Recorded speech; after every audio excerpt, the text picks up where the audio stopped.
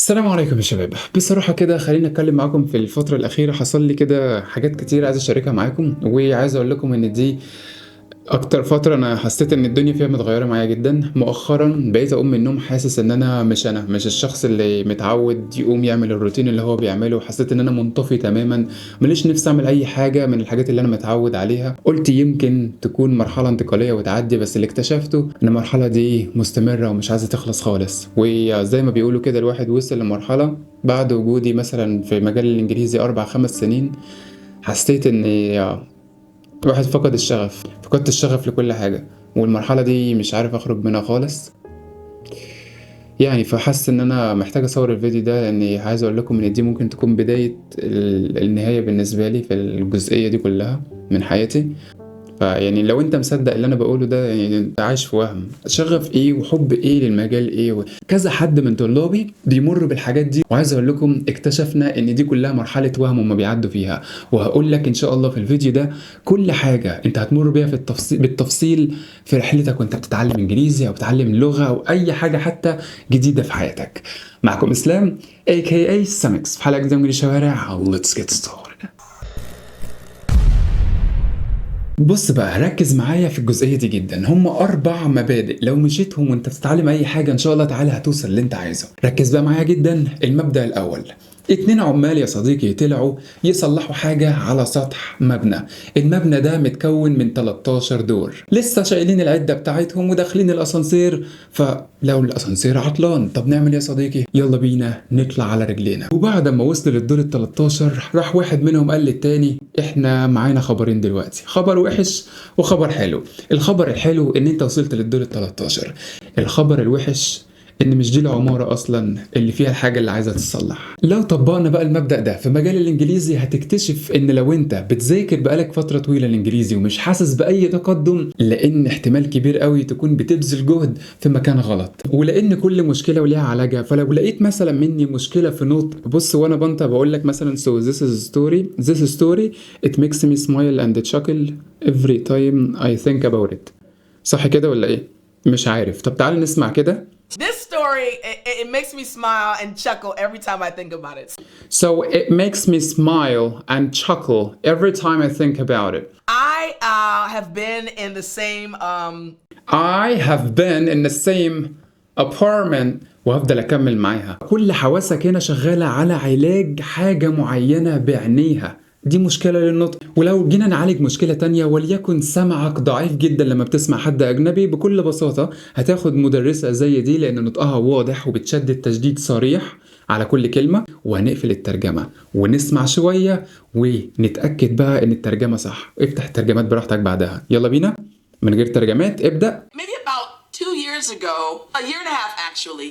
I had to purchase some new chairs and اللي أنا فهمته منها إن من كام سنة كانت عايزة تشتري كرسي جديد، صح ولا إيه؟ تعال نتأكد. تفتح 2 years ago, a year and a half actually. I had to purchase some new chairs. وهنا تتأكد إن اللي أنت سمعته كان صح، وتفضل ماشي بالنسق ده لحد ما مشكلتك تتحسن وقت ورا التاني. كل مشكلة وليها علاجها، فلما تكون عارف مشكلتك فين هتعرف إن شاء الله تعالجها. ما ينفعش تجيني وانت بطنك وجعاك واديك دواء للصداع مش هتتعالج، رغم ان كلهم ادويه نفس الشيء. اهو كله انجليزي وبنتعلمه. ان شاء الله سهلها عليك. هات لي كل المشاكل اللي عندك باذن الله، وكل يوم جمعه ان شاء الله نتقابل نفتح لايف مع بعض على تيك توك ان شاء الله كل يوم جمعه الساعه 7 بتوقيت مصر، ونقعد بقى نعالج في المشاكل بتاعتنا ونشوف ايه كل حاجة ونبدأ نفصصها ونشوف علاجات ليها بالشكل المناسب ليها ان شاء الله بإذن الله. سايب لكم تحت رابط التيك توك بتاعي ان شاء الله، ونخش على تاني حاجة. المبدأ التاني يا صديقي، معلش والله يا اسلام انا عندي ظروف. بص انا هاجي لك من عمق الحياة على طول، هوريك الناس نوعين موجودين قدامي في كورسات المحادثة. قول لي تحب تكون اي نوع فيهم. النوع الاولاني قبل المحاضرة بكام ساعة يعتذر. بص واحد بقى معلش ان هو جاله ضيوف وكده ومعرفش يتصرف. شخص تاني هو اعتذر في يوم تاني وبيقول لك ان بعتذر منك مش هقدر اخد محاضرة النهاردة. حصل له برضه ظروف من غير ما يذكر السبب. نيجي بقى الجانب الآخر، نوريك الجانب الآخر. الشخص ده بقى هو ما يشوفني هيعرف نفسه، خد المحاضرة معايا ما شاء الله في المطار، كان خلاص فاضل ساعتين والطيارة تطلع، خد المحاضرة هو قاعد في المطار وقال لي طيارة ايه وبتاعت ايه، ولا يهمنا أي حاجة إن شاء الله، مكملين عادي. ملخص بقى كل الرغي ده يا عم إسلام بكل بساطة، الناس كلها بيحصل لها ظروف، ولكن ما شاء الله أنا ملاحظ إن الناس تبارك الله اللي مركزة على هدفها كده حتى خطة بديلة. معظم الناس أي حاجة طارئة عليها توقف أصلا مسيرتها ورحلتها ناحية إنها تتقن اللغة، توقفهم يحطوا خطة بديلة، يوم تعويض، طب هزنق نفسي مكان، لا مفيش حاجة. فعايز أقول لك إن ده يخليك ترجع لورا، بدل ما كنت هتوصل في 8 شهور لمستوى اللي أنت عايزه، لا لا لا اطلع بقى 13 و14 شهر، لأنك عادي مجرد ما بتبوظ منك الخطة ما بتحطش الحاجة البديلة، فللأسف بتقعد وقت طويل جدا. تبارك الله ربنا يبارك له أخويا مدحت من الناس اللي قال لي إن خطة الطوارئ والخطة البديلة هي بنفس أهمية الخطة الأساسية اللي أنت حاططها في الحياة دي. ربنا يا رب يقدرنا على إن الجزئية دي تكون فينا دايما والواحد يطبقها بإذن الله، لأن التوفيق من ربنا. حط خطة بديلة عشان مهما كنت هيجي اليوم وتقف فيه عن مذاكرة الإنجليزي لأي حاجة. المبدأ الثالث يا صديقي، enjoy the process، استمتع بالعملية اللي انت بتعملها. كل رحلة تعلمك لأي حاجة هي طويلة، على عينيا كده. أنا ما شفتش حد قرر إن هو يتحدى الإنجليزي إن شاء الله 3-4 شهور هموت نفسي فيه، تلاقيه بعد 3-4 شهور، شهرين أصلا تلاقيه وقف ووقع وما كملش. ليه؟ enjoy the process، اتعلم انك تستمتع بالعملية بكل بساطة، حاجة بسيطة في اليوم وتدخلها في روتينك بدون ما تحس، هي دي قمة المتعة واللذاذة. احسن حاجة في الانجليزي وفي اللغة الصراحة ان انت مجرد ما تتعلم كلمة وعرفت ازاي تستخدمها، مبروك، خلاص ما شاء الله انت كده اتطورت عن ال5 دقايق اللي كنت قاعد فيهم معايا من شوية. اديك مثال، ما شاء الله انا ووالدي متفاهمين جدا. My dad and I we're a match made in heaven، احنا تطابق صنع في الجنة. عرفت الحمد لله تستعملها؟ تعال بقى سمعها لك في مشهد زي ده. Snacks and movies are a match made in heaven. Snacks and movies are a match made in heaven. هتلاقي نفسك تبارك الله عرفت ان ده مع ده متماشيين جدا مع بعض، وتطابق صنع في الجنة. ده تعبير مشهور بيستخدم في أمريكا. اهي دي خطوة من وسط 10,000 خطوة للي انت كنت عايز توصل له، واللي هو مرحلة التقدم. كل رحلة تعلمك لأي حاجة هي طويلة، اتعلم انك تستمتع بالعملية بكل بساطة، حاجة بسيطة في اليوم وتدخلها في روتينك بدون ما تحس. انا هقوم ان شاء الله من النوم مثلا، اقرأ قرآن واصلي ان شاء الله، وهاخد النص ساعة دي بس استماع واتوكل على الله ابدأ يومي. وده الحمد والشكر لله بيفكرني بالسؤال المعهود اللي الطلاب بيسألوه قبل اي كورس. ايوه ان شاء الله باذن الله يعني اسلام هنعملها في قد ايه بقى؟ ايوه هتعمل ايه بقى في قد ايه؟ لو انت عايز تتعلم مثلا تعبر عن نفسك وتعدي مقابلات الشغل والدنيا تكون حلوه معاك، لا باذن الله من 20 ل 40 مثلا محاضره، شهرين 3 الدنيا تكون باذن الله حلوه جدا. ولكن ما تقوليش مثلا عايز افهم المحتوى زي ده في فتره قليله، ساعتها هتكتشف ان في عالم اخر كبير جدا زيه زي العربي. There's nothing that will set me into an unreasonable rage more than seeing exposed cables tangling out in the open. There's nothing that will set me into an unreasonable rage more than seeing exposed cables tangling out in the open. Don't put it down, put it away. I can't take credit for this rule as it's something that I picked up years ago through one of my many bookmarks, keeping our house clutter-free. Don't put it down, put it away. I can't take credit for this rule as it's something that I picked up years ago, keeping our house clutter-free.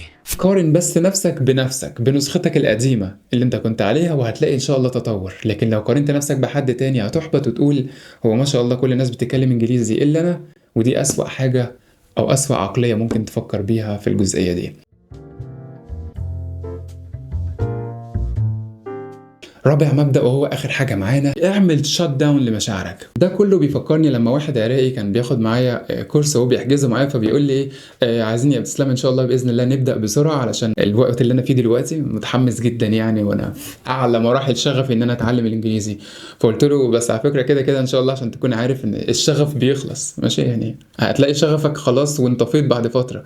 راح قال لي انا متحمس دلوقتي فنستغل الفتره. ايوه تحمسك هيروح. الغريب جدا ان احنا بقينا نفقد الشغف في حاجات ما ينفعش اصلا تقول فيها انا فقدت الشغف. يا عم ريح وارجع تاني. فقدت الشغف ايه؟ فقدت الشغف انزل الجيم، وفقدت الشغف اتعلم لغه، وفقدت الشغف ان انا اطور من نفسي في الحياه. الواحد جاب اخره خلاص ومل. احنا لو فكرنا فيها بقى هنلاقي ان على كده ما شاء الله ده اهالينا اقوى مننا 100 مره. انا عمري ما شاء الله تبارك الله ما سمعت والدي بيقول انا فقدت الشغف ان انا اكلكم النهارده، فقدت الشغف ان انا اصرف عليكم، فقدت الشغف ان انا اقوم اروح شغلي الساعه 6 7 الصبحيه. مفيش حاجه اسمها تفقد الشغف في الحاجات دي. بتتعب بس تريح، ولكن كمل بقى. قول لي ايه في الكون ده كله ما بيمشيش في النسق ده، في الشكل ده؟ حاجه طالعه، ده انت ذات نفسك بتقوم من النوم الصبحيه في اعلى طاقتك وبتنزل بالليل خلاص بتنطفي. مين بقى اللي بيقدر يستمر فعلا وما شاء الله بيوصل لهدفه بسرعه؟ لما بيكون في حاله التحت هنا دي خلاص جايب اخره. اعمل شات داون لمشاعرك، اقفلها كده، ما تفكرش انك تحس بحاجه. عايز انزل الجيم، ما تفكرش انك تحس بحاجه. هتلاقي نفسك عديت وتخطيت المرحله دي مجرد ما تبدا في الحاجه اللي ما كانش ليك نفس تعملها. ولو الفتره دي طولت قوي في حياتك، مقفول، مالكش نفس، فاقد الشغف لكل حاجه، اعرف ان في حاجه في حياتك مختل توازنها. لان في 4 حاجات ما ينفعش ابدا تختل توازنك فيهم. هيأثر في الانجليزي الكلام ده؟ هيأثر. الاولى علاقتك مع ربنا ضعيفه مثلا، فما توقعش انك تكمل كتير في اي حاجه. هتلاقي نفسك بتكمل تقع وتنهار. علاقتك مع ربنا ضعيفه، هتلاقي الدنيا كلها بتقع. الجانب الروحاني انت مش بتغذيه. الجانب الجسدي ما بتفكرش ان انت تنام كويس، ولا تصحى فوق الصبحيه، ولا انك تاكل اكل صحي، ولا تنزل تتمرن. كل ده بيأثر على هرمونات الجسم وهيأثر عليك. جانبك الايه، خدنا الروحاني والجسدي، عندك جانب العقلي. ما بتفكرش انك تطور من نفسك في حاجه، او تذاكر حاجه، تقرا كتاب، تعمل اي حاجه جديده. كل ده بيحسسك انك في دوامه وروتين الحياه على طول. بتلاقي نفسك برضو بعد فتره انطفيت وزهقت من اللي انت بتعمله. رابع حاجه، العلاقات اللي انت موجودة في حياتك، علاقاتك مع أسرتك وعيلة. 5-6 ساعات هذاكر الإنجليزي على سبيل المثال، وتنسى إن مثلا عندك حد تهتم بيه، أو أهلك أو والدك والدتك. على طول هتلاقي نفسك زهقت وتوقعت على نفسك في الشيء اللي انت فيه، وعملت عدم توازن. خلاص هتلاقي كل حاجة اختلت بعد فترة. 4 مبادئ حطهم حلقة في ودنك. ال4 ما شفتش حد من الناس اللي بيتعلموا انجليزي قدامي غير لما وقع في حاجة فيهم، فمش عايزك تقع في حاجة فيهم. كمل واستمتع بالعملية، ما تقارنش نفسك بحد. اعمل خطة بديلة، اتحكم في الظروف على قد ما تقدر، ما تخليش هي اللي تتحكم في حياتك. واعمل شات داون واقفل مشاعرك، واعرف نقطة ضعفك فين، عالجها بعينيها كده. لو عجبتك حلقة النهاردة ما تنساش اللايك يا صديقي، وما تنساش تكتب لي في التعليقات ايه المبدأ، اكتر مبدأ من كل اللي انا قلته كنت محتاجه جدا وعلق معاك وحاسس ان هو ده اللي هيصنع لك ان شاء الله فارق في الفترة الجاية. اكتب لي في التعليقات، وإن شاء الله أشوفكم في حلقة جديدة. الله ربي لا أشرك به شيئا، سبحانك اللهم وبحمدك، أشهد أن لا إله إلا أنت، أستغفرك اللهم وأتوب إليك. لا إله إلا الله.